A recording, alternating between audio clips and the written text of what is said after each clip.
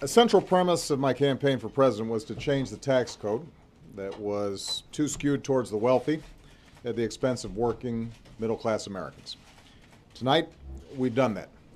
Thanks to the votes of Democrats and Republicans in Congress, I will sign a law that raises taxes on the wealthiest 2% of Americans while preventing a middle-class tax hike that could have sent the economy back into recession and obviously had a severe impact on families all across America. I want to thank all the leaders of the House and Senate. In particular, I want to thank the work that was done by my extraordinary Vice President, Joe Biden, as well as Leader Harry Reid, Speaker Boehner, Nancy Pelosi, and Mitch McConnell. Everybody worked very hard on this, and I appreciate it. And Joe, once again, I want to thank you for your great work. Under this law, more than 98% of Americans and 97% of small businesses will not see their income taxes go up. Millions of families will continue to receive tax credits to help raise their kids and send them to college. Companies will continue to receive tax credits for the research that they do, the investments they make, and the clean energy jobs that they create. And 2 million Americans who are out of work, but out there looking, pounding the pavement every day, are going to continue to receive unemployment benefits as long as they're actively looking for a job. But I think we all recognize this law is just one step in the broader effort to strengthen our economy and broaden opportunity for everybody. The fact is, the deficit is still too high, and we're still investing too little in the things that we need for the economy to grow as fast as it should. And that's why Speaker Boehner and I originally tried to negotiate a larger agreement that would put this country on a path to paying down its debt while also putting Americans back to work, rebuilding our roads and bridges, and providing investments in areas like education and job training. Unfortunately, there just wasn't enough support or time for that kind of large agreement in a lame duck session of Congress. And that failure comes with a cost, as the messy nature of the process over the past several weeks has made business more uncertain and consumers less confident. But we are continuing to chip away at this problem, step by step. Last year, I signed into law $1.7 trillion in deficit reduction. Tonight's agreement further reduces the deficit by raising $620 billion in revenue from the wealthiest households in America.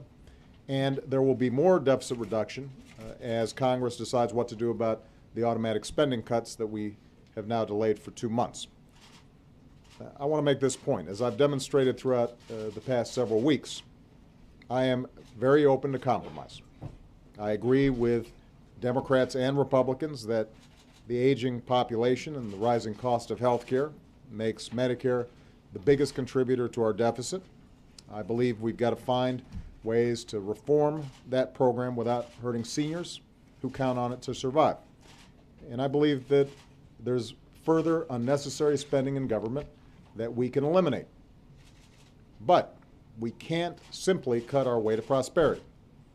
Cutting spending has to go hand in hand with further reforms to our tax code so that the wealthiest corporations and individuals can't take advantage of loopholes and deductions that aren't available to most Americans. And we can't keep cutting things like basic research and new technology and still expect to succeed in a 21st century economy. So we're going to have to continue to move forward in deficit reduction, but we have to do it in a balanced way, making sure that we are growing even as we get a handle on our spending. Now, one last point I want to make. While I will negotiate over many things, I will not have another debate with this Congress over whether or not they should pay the bills that they've already racked up through the laws that they passed. Let me repeat. We can't not pay bills that we've already incurred. If Congress refuses to give the United States government the ability to pay these bills on time, the consequences for the entire global economy would be catastrophic, far worse than the impact of a fiscal cliff. People will remember back in 2011, the last time this course of action was threatened, our entire recovery was put at risk. Consumer confidence plunged, business investment plunged, growth dropped. We can't go down that path again. Now, today's agreement enshrines, I think, a principle into law that will remain in place as long as I am president. The deficit needs to be reduced in a way that's balanced. Everyone pays their fair share. Everyone does their part. That's how our economy works best. That's how we grow. The sum total of all the budget agreements we've reached so far proves that there is a path forward, that it is possible, if we focus not on our politics, but on what's right for the country. And the one thing that I think hopefully in the new year we'll focus on is seeing if we can put a package like this together with a little bit less drama, a little less brinksmanship, not scare the heck out of folks quite as much. We can come together as Democrats and Republicans to cut spending and raise revenue in a way that reduces our deficit, protects our middle class, provides ladders into the middle class for everybody who's willing to work hard. We can find a way to afford the investments that we need to grow and compete. We can settle this debate, or at the very least, not allow it to be so all-consuming all the time that it stops us from meeting a host of other challenges that we face. Creating jobs, boosting incomes, fixing our infrastructure, fixing our immigration system, protecting our planet from the harmful effects of climate change, boosting domestic energy production, protecting our kids from the horrors of gun violence. It's not just possible to do these things, it's an obligation to ourselves and to future generations.